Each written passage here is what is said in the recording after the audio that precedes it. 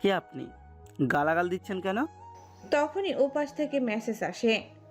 তুমি আমার বান্ধবীকে ঠকালে কেন সেটা আগে বলো। হারামি কোথাকার, তোকে তোর বাসা থেকে তুলে এনে গুম করে খুন করে দিব আমি, বুঝলি? অভ্রের কেন জানি হাসি পেল মেসেজটা দেখে। অভ্র চাইছিল প্রথমে বলে দিতে যে সে আসলে অন্য কেউ, এই মেয়েটা যাকে ভাবছে সে না। পরে কেন জানি আবার বলল না, ঠিক করলো এই গুন্ডি মেয়েকে একটু বাজিয়ে দেখতে। তাই লাইফে এই প্রথম একটা গুন্ডি মেয়ে দেখলো যে কিনা আবার তাকে খুন করার কথা বলে। আপনি আমাকে খুন করবেন? ইন্টারেস্টিং তো। অভ্র মেসেজটা দিতেই ও পাশ থেকে কিছু গালি আসে প্রথমে। অভ্র হাসছে তা দেখে। একটা মেয়ে যে এত গালি জানতে পারে এটা তার জানার ঊর্ধ্বে। সেখান থেকেই কথা শুরু হয়। প্রথম কয়েকদিন ওভাবে যেতেই অভ্র পরে তাকে জানিয়ে দেয় যে সে আসলে যাকে মেসেজ দিচ্ছে ওই ব্যক্তি সে না। পরে মেয়েটা যে কতবার সরি বলেছে ভাবতেই অভ্রের হাসি পায়। এরপরই নর্মালভাবে কথা হতো। এরপরে হঠাৎ একদিন মেয়েটা স্টোরিতে তার একটা চোখের পিক দেয়। ব্যাস, অভ্রের হৃদয় আটকে গেল ওই চোখ জোড়াতে। অভ্র আবার হেসে ফেলে ওই কথাগুলো ভেবে। শেষমেশে কিনা সেও প্রেমে পড়ে গেল। এসব থেকে সারা জীবন দূরে থাকা ছেলেটাও কিনা শেষে এমনভাবে একজনের মায়ায় জড়িয়ে গেল। সত্যি ভালোবাসা জায়গা সময় বুঝে না, হুটহাট হয়ে যায়। অভ্র আর কিছু না ভেবে শুয়ে পড়ল। কালকে যে একটা বিরাট কাজ আছে তার। সকাল শুক্রবার হওয়ায় আজকে মহুয়ার কলেজও বন্ধ। তাই তো সে আজ সকাল সকাল উঠে রেডি হয়ে নিশাদদের বাড়ি যাওয়ার জন্য লাফালাফি করছে। মাহির এবার বিরক্ত হয়ে বলল, এই বন্ধ কর তো তোর এই জ্ঞান জ্ঞান। তোকে দেখতে আসছে না তো তুই এত সকালে উঠে যাওয়ার জন্য লাফাচ্ছিস কেন? মহুয়া বিড়বিড় করে বলে। আমি না গেলে তো কিছুই হবে না, সব শেষ। মাহির ভ্রু কুঁচকে বলে।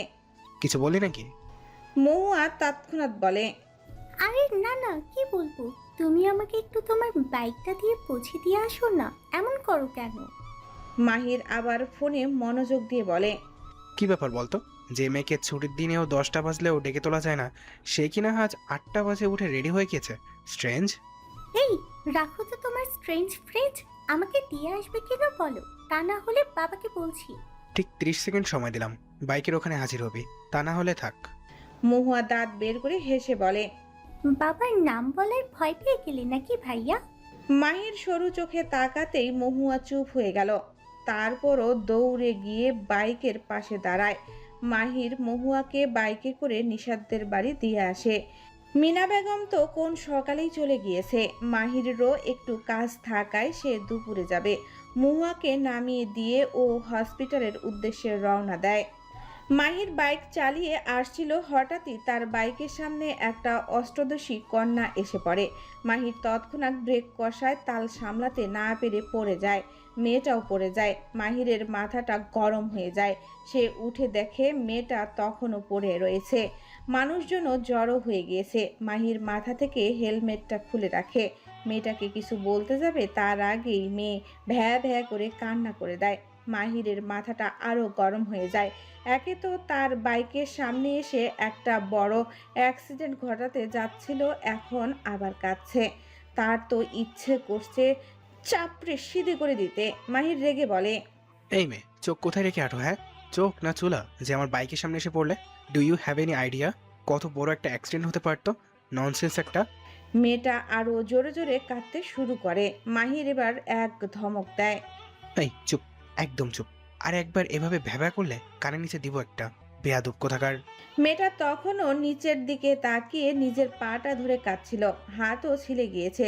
যারা দেখছে তারা সবাই বলছে যে মেয়েটারই দোষ, হুট করে সামনে এসে পড়েছিল। তাই মেয়েটা আর মাথা তুলে তাকায়নি, কারণ সে নিজেও জানে দোষটা তার। মাহির কিছুক্ষণ মেয়েটার দিকে ভ্রু কুঁচকে তাকিয়ে থাকে, কথাই যেন দেখেছে। তারপরই হঠাৎ ঘড়ির দিকে তাকাতেই দেখে তার লেট হয়ে যাচ্ছে। মাহির আর এসব নিয়ে ঘাটল না। আর এমন বেয়াদব মেয়েকে মনে হয় না সে চিনবে। আর যাই হোক, তার পরিচিতদের মধ্যে এমন ননসেন্স কেউ নেই। মাহির বাইকটা উঠিয়ে নেয়। একটা গ্লাস ভেঙে গিয়েছে। মাহিরের মাথাটা আরো গরম হয়ে যায়। তার এই শখের বাইকের গায়ে সে আজ পর্যন্ত কোনো আঁচ লাগতে দেয়নি, আর আজকে এই মেয়ের জন্য তার বাইকের একটা গ্লাস ভেঙে গেছে। সে পারল না 2-4টা থাপ্পড় লাগাতে। শুধু মাহির বাইক স্টার্ট দিতেই হঠাৎ এক যুবক দৌড়ে এসে মেয়েটার পাশে বসে ব্যস্ত কণ্ঠে বলতে থাকে। কি হয়েছে?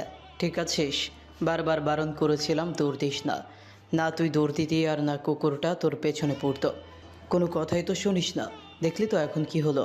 কোথায় লেগেছি দেখি? ইস, পুরো ছিলে গেছে। ভাইয়ের আদুরে কথা শুনতেই মেয়েটা আবার কাঁদতে শুরু করে। ওর ভাই মাথায় হাত বুলিয়ে দিচ্ছে। মাহির কিছুক্ষণ তাকিয়ে রইল, তারপরই বাইক থেকে নেমে আসলো। হেলমেটটা খুলে যুবকটির পাশে দাঁড়িয়ে বলে। আরমান? হঠাৎ নিজের নাম কারো মুখে শুনে আরমান উপরের দিকে তাকায়। তাকাতেই উঠে এসে মুখে হাসি ফুটিয়ে বলে। মাহির, তুই এখানে কি করছিস? মাহির কিছুক্ষণ আমিরের দিকে আবার মেয়েটির দিকে তাকায়। আরমান তা দেখে হেসে বলে। আরে ওকে ভুলে গেলি? থাপ্পড় মেরেছিলে যে একবার ছোটবেলায়। মাহির তখন বলে ওঠে। ও হ্যাঁ, আমনা জাম কি যেন নাম? আরমান হু হু করে হেসে ফেলে, তারপর বলে। আরমিন। মাহির বলে। ওই একই হলো। আরমিন তখনই মাহিরের দিকে তাকালো। এতক্ষণ তো মাথা নিচু করেছিল, তাকাতেই তার চক্ষু কপালে। প্রায় 12 বছর পরে চোখের সামনে আবার সেই দানবরূপী মানুষকে দেখে সে হতবাক। দানবী বটে, তার এখন মনে হচ্ছে ওই থাপ্পড়ের কথা। ইস, 7 দিন জ্বরে পড়েছিল মেয়েটা, তাও একটাবার এসে সরি তো দূর, দেখাও করেনি। পাষাণ একটা, এখনো তো ধমকালো। আরমিনের তাকিয়ে থাকতে দেখে মাহির বলে। এখন তো ঠিকই ড্যাব ড্যাব করে তাকিয়ে আছো, তখন চোখ কোথায় ছিল? আগেও ননসেন্স ছিলে, এখনো তাই আছো। আরমান হো হো করে হেসে ফেলে। আরমিন তার দিকে অসহায় দৃষ্টিতে তাকায়। এবার আরমানের একটু মায়া হয় তার বোনের উপর। হাজার হোক মেয়েটা ব্যথা পেয়েছে অনেক। সে বলে। আর কিছু বলিস না রে, আঘাত পেয়েছে অনেক। আরমান গিয়ে আরমিনকে হাত ধরে উঠাতে নিতেই আরমিন পায়ে হাত দিয়ে হালকা আর্তনাদ করে ওঠে। আরমান বলে। পা তো মুচকে গিয়েছে মনে হচ্ছে। আমি তো গাড়িটাও আনিনি। আরমান মাহিরের দিকে তাকাতেই মাহির এক ভ্রু উঁচু করে বলে। কি? আরমান অসহায়ভাবে তাকিয়ে বলে। তুই একটু ওকে আমার গাড়ি পর্যন্ত তোর বাইকটা দিয়ে নামিয়ে দে না। আরমিন চোখ বড় বড় করে ফেলে। দরকার পড়লে সে সারা জীবন এই রাস্তায় বসে থাকবে, তাও ওই পাষাণ লোকের বাইকে যাবে না। মাহির সাথে সাথেই বলে। নুন এবার, তুই কি পাগল হলি নাকি? আর তাছাড়া আমার অলরেডি লেট হয়ে গেছে। আরমান অসহায় চোখে তাকায়। মাহির বন্ধুর কথাটা ফেলতে পারছে না, আবার এই মেয়েকে বাইকে উঠাতে চাচ্ছে না। মাহির কিছু একটা ভেবে বলে। ওকে। আরমানের মুখে হাসি ফুটে। আরমিন তো বারবার না করছে, তার কথা কেউ শুনলে তো। তখনই মাহির বলে।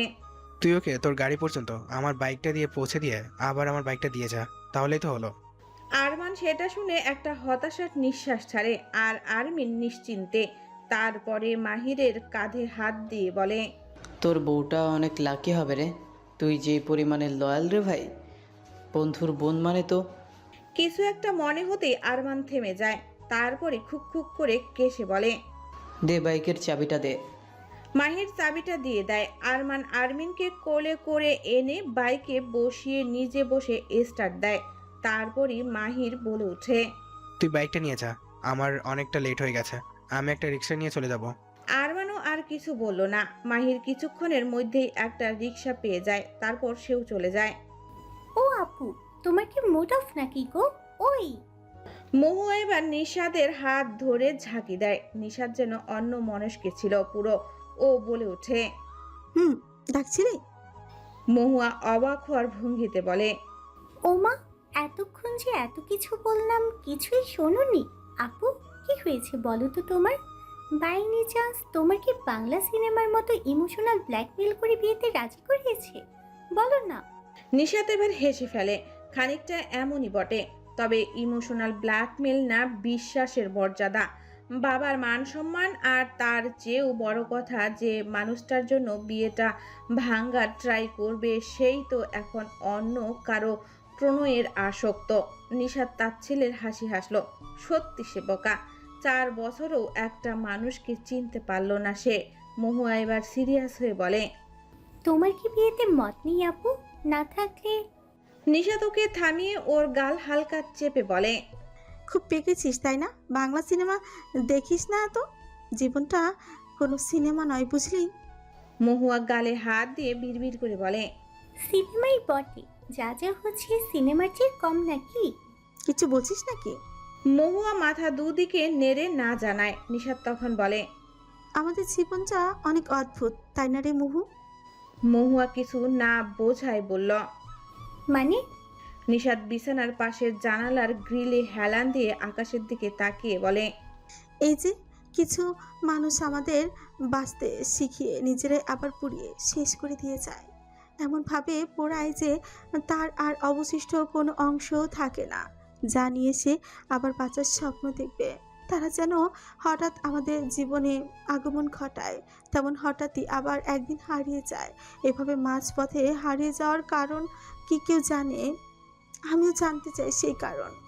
মহুয়া কিছুক্ষণ নিশাদের দিকে তাকিয়ে থেকে বলে, হতেও তো পারে তারা হারায়নি, আমরা হারিয়ে ফেলেছি কোনো একটা কারণে।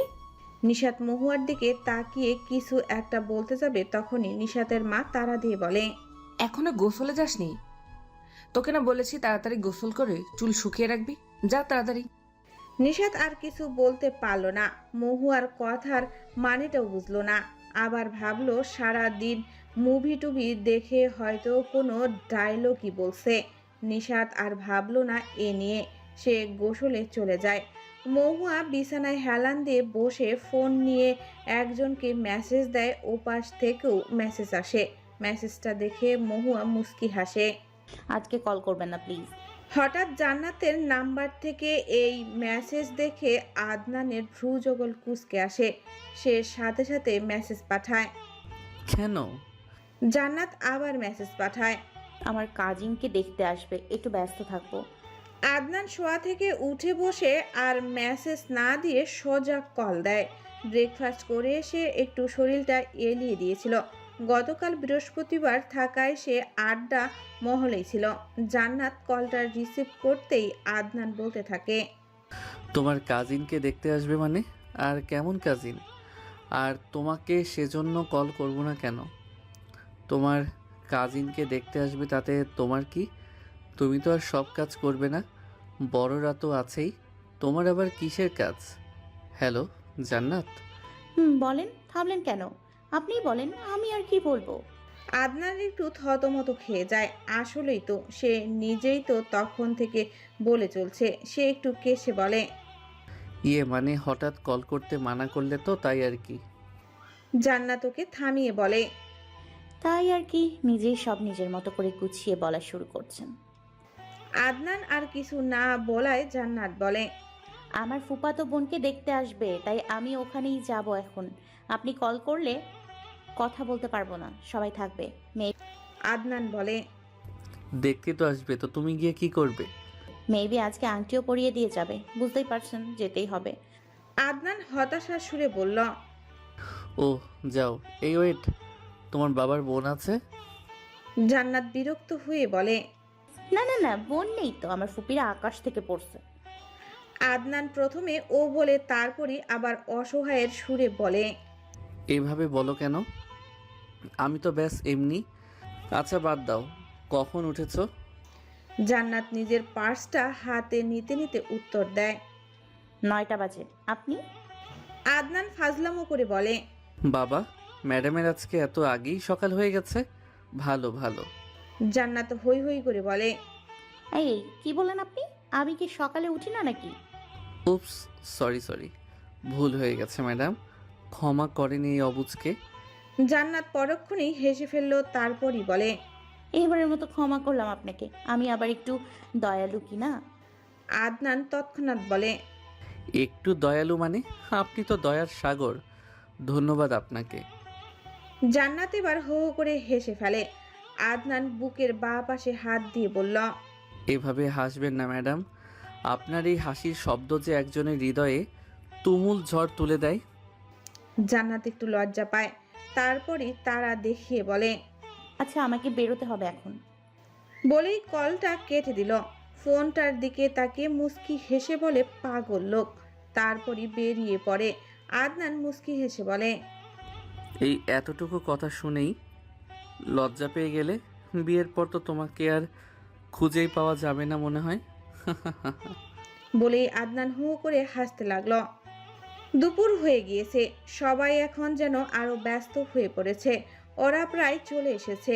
নিশাদকে একটা নীল রঙের শাড়ি পরানো হয়েছে। নিশাদ পাথরের মতো বসে রয়েছে, যার কোনো রকমের অনুভূতি নেই, যেন অনুভূতিহীন এক জড় বস্তু সে। জান্নাত আর মহুয়া তখন থেকে কি কথা বলছে নিশাতের সেদিকে খেয়াল নেই, শুধু মাঝে মাঝে হুঁ হাঁ বলছে। তখন হঠাৎ জান্নাত বারণ করা সত্ত্বেও আদনান কল করে। জান্নাত বিরক্তিতে উচ্চারণ করে। মহুয়া তা দেখে বলে, কি হয়েছে? জান্নাত আমতা আমতা করে ফিসফিস করে বলে যে, আরে মানে আদনান কল করেছে, বারণ করেছিলাম আজকে কল করতে, এখন রিসিভ করলেও তো। মহুয়া হো হো করে হাসতে হাসতে বলে, কি ভালোবাসা। জান্নাত মহুয়ার বাহুতে হালকা চাপড় মেরে বলে, একটা দিব তোকে, এখন কি করবো এটা বল। মহুয়া কিছু একটা ভাবে, তারপর দেখে যে রুমে তারা 3 জন আছে আপাতত। জান্নাত রিসিভ করলেও তো প্রায় অনেকক্ষণ কথা বলতে হবে, আর একটু পরপরই সবাই এদিকে আসছে। ব্যালকনিতে গিয়ে যে কথা বলবে তারও উপায় নেই, তাদেরও যে একটা আছে। তাছাড়া রান্নাঘর থেকে মাঝে মাঝে ডাক আসছে, এটা দিয়ে যা, ওটা নিয়ে যা। মহুয়া বলে, আমাকে দাও, একটু মজা নিয়ে নি, হাজার হোক আমি শালি বলে কথা। জান্নাত আবার মহুয়ার বাহুতে থাপ্পড় মারে। মহুয়া হেসে কলটা রিসিভ করে। আর তারপরের ঘটনা আপনাদের অবগতই, প্রথমের পর্বে জেনেছেন। বেচারা আদনান ভুলে গিয়েছিল যে জান্নাত তাকে কল করতে মানা করেছে। কল করতেই আদনান মাথায় হাত দিয়ে বলে, শিট, এটা কি করলাম আমি? আজ প্রথম ওকে জান বললাম, কিন্তু তাও কি না শুনলো ওর কোনো এক বড় বোন। ধুরবাল, মেয়েরা এত বেশি বুঝে কেন? আল্লাহ! আচ্ছা, জান্নাতকে কি থাপ্পড় মারলো নাকি? তাহলে ওই মেয়ের হাতটাই ভেঙে দিব আমি। ধুর! আদনান বিছানায় শুয়ে পড়ে আর ভাবতে থাকে যে কি করবে এখন। আর এদিকে জান্নাত আর মহুয়া হাসতে হাসতে একে অন্যের উপরে এসে পড়ছে। নিশা তো একটু হাসলো, তবে সবটাই মনে হলো লোক দেখানো। তখনই বাহিরে গাড়ির হর্ন শোনা গেল। মহুয়া দৌড়ে বাহিরে যায়, গিয়ে দেখে যে মধ্যবয়স্ক একজন পুরুষ আর একজন মহিলা নামলো প্রথমে। এরপর ফর্মাল ড্রেস পরা একটা যুবক নামলো, তার সাথে নামলো একটা 12 বছরের বাচ্চা মেয়ে, বোন হবে হয়তো। মহুয়া ভেতরে এসে বলল, মাশাআল্লাহ আপু, দুলাভাই তো পুরাই সুবহানাল্লাহ। বলেই হাসতে লাগলো। আর নিশাতের মনটা যেন আরো বিষাদে ঢেকে যাচ্ছে ধীরে ধীরে। তার হার্টবিটও ফাস্ট চলছে এখন। নিশাত চুপ করে বসে রইল। মহুয়া আর জান্নাত বাহিরে চলে যায়। নিশাত পুরো রুমে একা বসে থাকে। আজমল সিদ্দিকী আর শফিক আহমেদ খাওয়া দাওয়া শেষে কথার ঝুড়ি নিয়ে বসেছেন। বহুদিন পর দু বন্ধু এভাবে কথা বলার সময় পেয়েছে, তাও আবার কিনা বেয়াই হওয়ার সুবাদে। শফিক আহমেদ এবার মেয়েকে আনতে বললেন। নিশাদের মা নিশাদকে নিয়ে আসে। নিশাদের হাতে চায়ের ট্রে। নিশাদ মাথা নিচু করে রেখে সালাম দিল, তারপর সবাইকে চায়ের কাপ এগিয়ে দিল। শফিক আহমেদের স্ত্রী শাহিদা বেগম নিশাদকে নিজের পাশে বসালেন, তারপর নিশাদের থুতনি ধরে বললেন, মাশাআল্লাহ, এমন একটা মেয়েকেই তো আমি আমার বৌমা বানাতে চেয়েছিলাম। বৌমা, তুমি কি আমার মেয়ে হবে? নিশাদ চুপ করে পাথরের ন্যায় বসে রইল। শাহিদা বেগম এবার ছেলের দিকে তাকালো। আহির চোখের ইশারায় বোঝালো যে তার পছন্দ হয়েছে। শাহিদা বেগম তাও ওদের দুজনকে আলাদা করে কথা বলার জন্য পাঠালেন, কিন্তু উঠতে গিয়েই সমস্যা বাঁধল। আহির উঠতেই হঠাৎ পেটটা মোচড় দিয়ে উঠল। তাও সে নিশাদের সাথে ওর রুমে যায়। শেষে আর সইতে না পেরে বলল, ওয়াশরুমটা কোন দিকে? নিশাদ খানিকটা থতমত খেয়ে যায়। সে হাত দিয়ে দেখিয়ে দিল। আহির সাথে সাথেই চলে যায় ওখানে। নিশাদ বিছানায় বসলো। কিছুক্ষণ পর আহির বেরিয়ে আসে, কিন্তু বেরোতেই আবার পেট মোচড় দিয়ে ওঠে। সে আবার ওয়াশরুমে চলে যায়। নিশাতের মাথায় কিচ্ছুই ঢুকছে না। আহির আবার বেরোতেই আবার পেট মোচড় দেয়। এভাবে আহিরকে আসতে যেতে দেখে নিশাত এবার উঠে দাঁড়ায়। পাত্রী দেখতে এসে ডায়রিয়া হয়ে গেল নাকি? নিশাত বাহিরে এসে ওর মাকে ইশারায় ডেকে কথাটা বলে। সে বাহিরের সবাইকে জানায়। সবাই চিন্তায় পড়ে গেছে, হঠাৎ ছেলেটার কি হলো। সব তো ঠিকই ছিল। জান্নাত আর মহুয়া একে অপরের দিকে তাকে ঠোঁট চেপে হাসছে। নিশাত তা খেয়াল করে ওদের অন্য রুমে নিয়ে গিয়ে বলে, কাহিনী কি বলতো? তোরা কিছু করেছিস? আমি শিওর। মহুয়া ইনোসেন্ট ফেস করে বলে, কি? আমরা আমরা আবার কি করলাম আপু? আমরা তো কিছুই বুঝতেছি না যে হঠাৎ কি। নিশাত বলে, শোন, আমি তোদের চিনি, আমার সামনে এসব নাটক করে লাভ নেই, বল আমাকে। জান্নাত আর হাসি চেপে রাখতে পারলো না, হো হো করে হেসে ফেললো। মহুয়াও হেসে ফেললো। নিশাত গম্ভীর কণ্ঠে বলে, এমনটা করার কারণ? জান্নাত হাসি থামিয়ে বলে, সময় হলে সব বুঝতে পারবে গো। নিশাত ভ্রু কুঁচকে ফেলে। আর কিছু বলার আগেই ওপাশ থেকে ডাক পড়ে। জান্নাতরাও আসে। এসে দেখে আহিরের অবস্থা কাহিল। ওর বাবা ওকে ধরে রেখেছে, হসপিটাল যাবে এখন। তাই আজকে আর কিছুই হবে না। আলোচনা এখানে স্থগিত। জান্নাতের খারাপ লাগলো বেচারার জন্য। শুধুই ওকে এসব সহ্য করতে হচ্ছে। ওর তো কোনো দোষ নেই। শফিক আহমেদরা চলে গেলেন। আজমল সাহেবও সাথে হসপিটালে যেতে চেয়েছিল, কিন্তু তেমন গুরুতর কিছু না বলে শফিক আহমেদ যেতে মানা করেছেন। শুধু এতজন গিয়ে লাভ নেই। আহিরের তো অবস্থা পুরো খারাপ। ঘন্টাখানিক সে একবার বাইরে এসেছে, আবার ওয়াশরুমে গিয়েছে। হঠাৎ ছেলেটার কি হলো বলো তো? নিশাতের মা চিন্তিত স্বরে বললেন। আজমল সাহেব বললেন, হয়তো আজকে বিভিন্ন রকমের খাবার খেয়েছে, যে ওখান থেকেই প্রবলেম হয়েছে। যাক, বাদ দাও। হয়তো আল্লাহ চাইনি আজকে আর কথা আগাক, বুঝলে? ড্রয়িং রুমে গিয়ে বড়রা তাদের কথা বলতে থাকে। নিশাত তার রুমে গিয়ে ড্রেস চেঞ্জ করে নেয়। তারপর বিছানায় গা এলিয়ে দেয়। কেমন যেন অস্থির লাগছে। মহুয়া আর জান্নাত তাদের কথা বলতে থাকে। নিশাতের সেদিকে হুঁশ নেই। হঠাৎ নিশাতের ফোনটা বেজে ওঠে।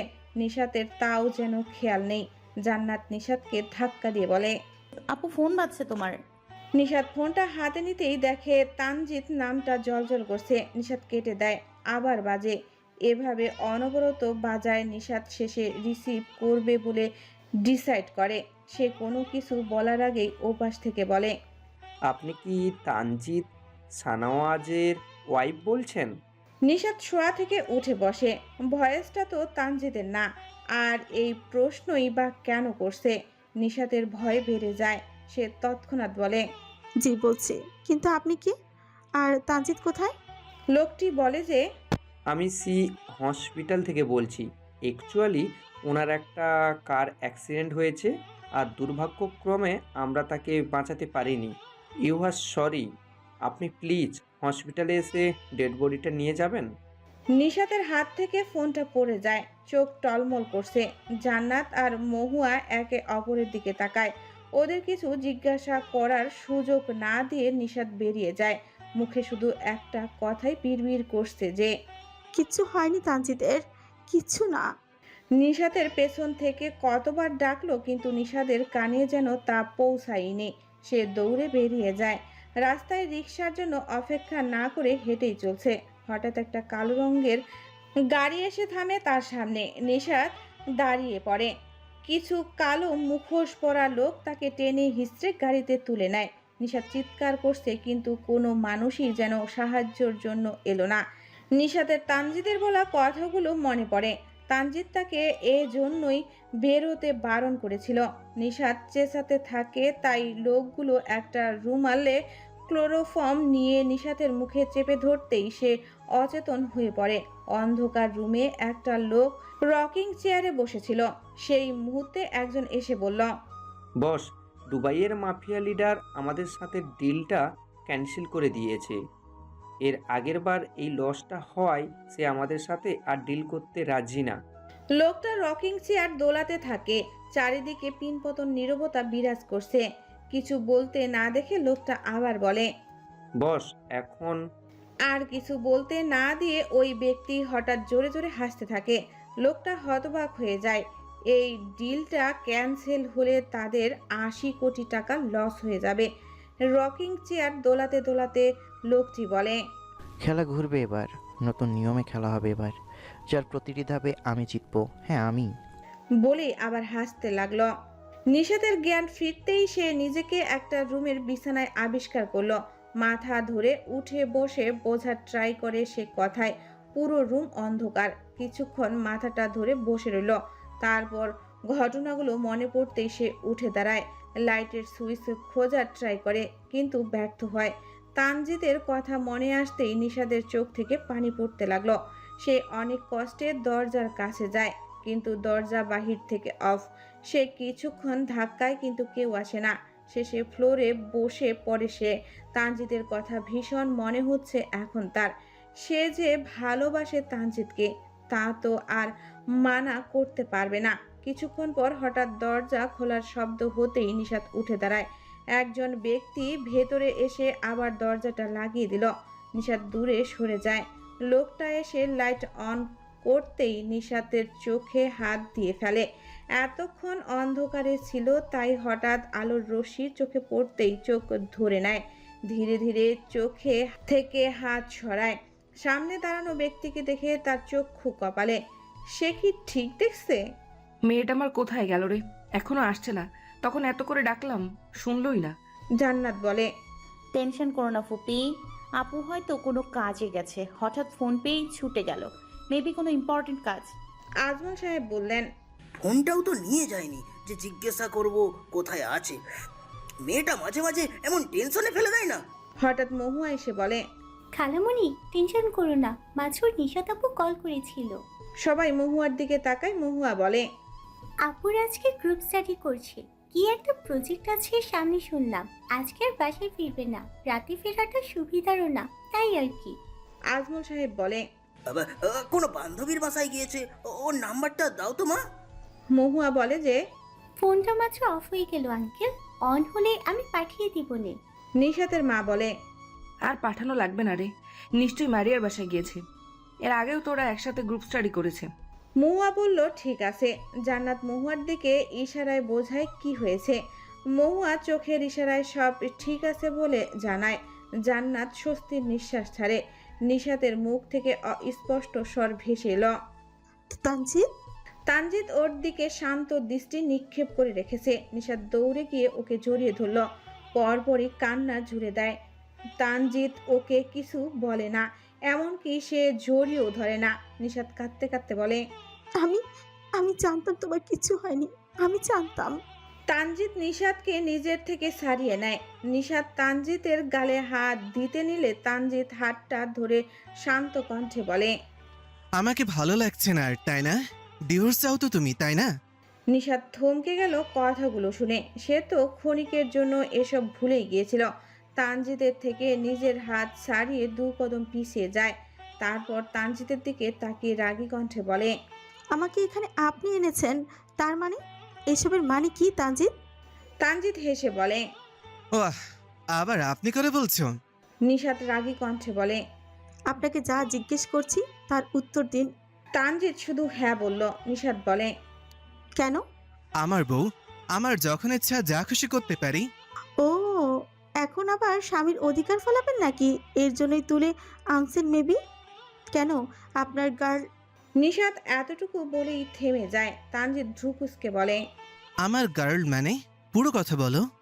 নিশাত তার ছেলের হাসি হেসে বলে, নাটক করছেন এখন?